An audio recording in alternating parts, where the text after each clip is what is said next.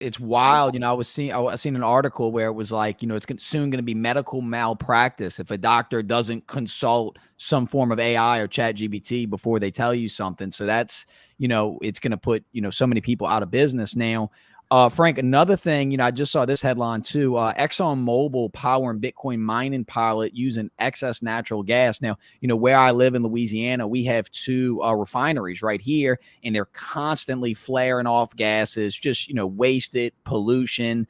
How is crypto mining and Bitcoin mining especially going to actually benefit the environment? Because we know the narrative is crypto bad, Bitcoin bad, bad for the environment. We've heard it, but that's not exactly true, right?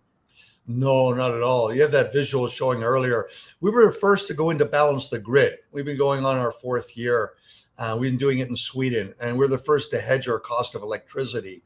And what we did, because of software, we can go from 30 megawatts to 3 megawatts in seconds, and then tool right back up. So when you're in mining Bitcoin, you can help balance the grid. So there's a lot of times 30% of electricity is actually wasted.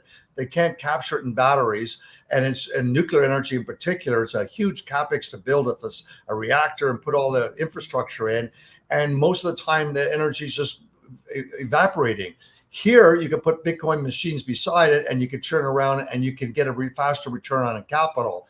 When it comes to the natural gas you just mentioned, there is no doubt you can recycle that energy, because something that Hive has been doing is in Montreal, where we only use green energy, and we're using hydroelectricity there, but we're creating a carbon credit, you could say, technically, because we take the energy from our 30 megawatt facility, we mine Bitcoin, and then we heat coils and we send it across like a radiator, and we heat a building 5 times bigger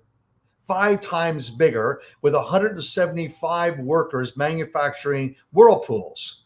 And so the idea of recycling, and our plans are to build out in 100 miles south of the Arctic Circle in Sweden, a huge greenhouse that would take from our machines there and then recycle the heat. So therefore there'd be no need to move cabbages and cucumbers and red peppers and tomatoes from Italy or Spain. They would be right in that local area.